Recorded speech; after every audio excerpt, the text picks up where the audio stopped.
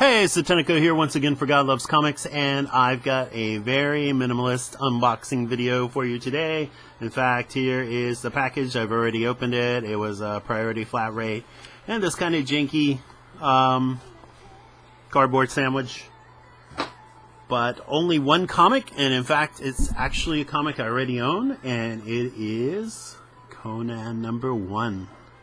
So can never buy enough Conan #1s, can never buy enough Barry Windsor Smith Conans, and the reason I got this one, when I already have a copy that's probably only about a 6.5, 7.0, the reason I got this one is because of the price, and because I think the seller made a very key mistake in listing. As I've noted before, in fact, I got a really tremendous Conan haul with Conan number 23 and 24, the very first Red Sonja, the very first Red Sonja cover, and I think like 10 other Barry Windsor Smith Conans for that $60 all in Mylar a while back, for anyone that actually watches the unboxing videos, which are very few people. But and so this one, by the same token, was listed. The listing ended at 2 a.m. and on a weekday. So EST, by the way, Eastern Standard Time. So that still means that it was ending at 11 p.m. on West Coast. Still a really bad idea to end your listing that late because there's nobody online. So the fact of the matter is that this only had one person who would bid on it. And that person was not even awake to check on his bid and up his bid when I came in. So I saw this listing when it had about 8 minutes left, and I kept going over the pictures. The pictures were actually very thorough.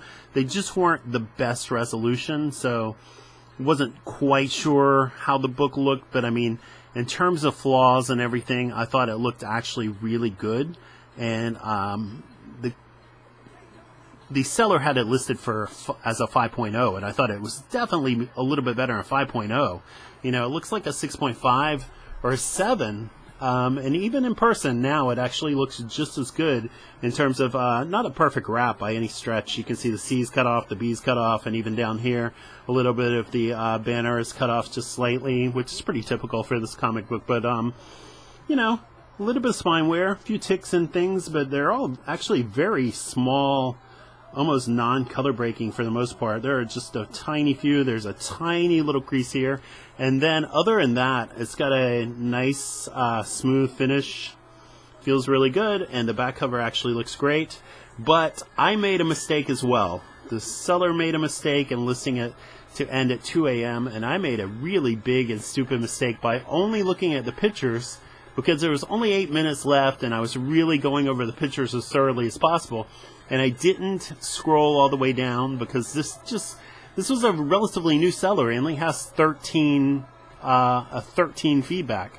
So for whatever reason, I just didn't assume that there would be any kind of thorough description of the condition. It's certainly not one that told me anything different than what I could see in the pictures. But in fact, this comic had one major flaw, and that's that it has a popped top staple, and that really makes me a little bit sad. The thing about it is that there was no way you could see it. There was no way you could see it in the photos that he had, even though he had a really good photo. And this photo actually sold me on the fact that it didn't have a pop staple, because he had it open like this, and he had it sitting down, and there's just no indication that the staples popped. Even looking at it in person, still the same. No indication that the staples popped. Still was hoping against hope that maybe he was wrong, but who's going to mess up like that? And so, opening it, there you go. You can see it. It's a very clean pop. It's not like there was a chunk, a chunk missing or anything else. I mean, it was just strangely popped, almost like a production flaw, even though I'm sure it's not. But and the bottom staple is very secure. So as you can see inside, the pages are certainly not bright white. They're an off-white, bordering on cream at times, but actually still really nice inside. Let's see. some of Barry Windsor Smith's very early art when he was still in his infancy and still had some pretty awkward looking scenes, but you can also see the promise that he had as he became one of the bigger Marvel artists of the 70s for a very short time before he kind of moved on his own and bounced around quite a lot. But so I got this comic for $78, and I think that was actually a really good buy, even with the staple. The staple is probably why he had it listed as a 5.0, because other than that, this comic looks just as good as the 7.0 that I just saw sell the next day for $207. And I got this one for $78 with free shipping. So he actually foot the bill for $7 for the priority mail flat rate. So I still think it's a really good deal, and I still think in this condition that to the right buyer, I mean, this is a Conan #1, I still think I can sell this for $120. So that's a clear, easy $40. And if you were just walking down the street and saw 220s on the sidewalk, would you pick them up? Of course you would. And even if that's overly optimistic, then I can still sell this absolutely positively for 90 or 100 or so. So I still make a few bucks on it with no sweat, no real time or energy invested, and it just seemed like too good of a deal to pass up. And in fact, I was watching it, and I was just waiting for the inevitable people to come in, maybe bidding on it in the final, I put my bid in at 5 seconds. So mine's a do or die. So I put a bid in at $82, sold for $78. Easy peasy. No one else came in, and the reason they didn't is because this was at 2 a.m. And this seller is very strange in the sense that he only has 13 listings, and but I just looked at his. I mean, he only has a 13 feedback, but I just looked at his other items that are for sale right now, and he has a lot of really nice Silver Age comics, but he has them priced really high, and all of them have buy it nows on them. You can bid on them, but they all have buy it now. So you've got things like an Iron Man and Submariner one-shot, the Silver Age with Gene Colan cover, and he's got it starting listing at $210.